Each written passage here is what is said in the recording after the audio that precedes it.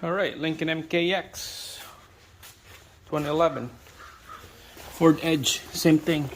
Check it out underneath. We got some clunking noise.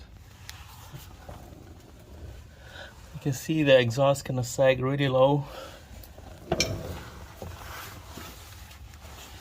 think it's because it's not hooked up to the rubber right there.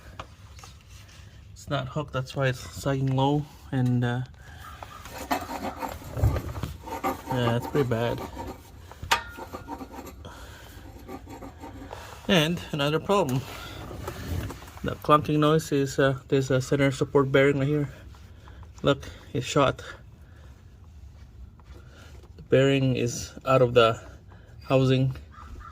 This is the drive shaft. This is the one that spin your rear diff, and it's super loose. So I think to get one of these is you can't get the bearing, center support bearing. You have to get the whole drive shaft all the way to the back, all the way to the front.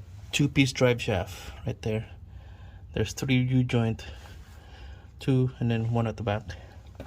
Clunking sound.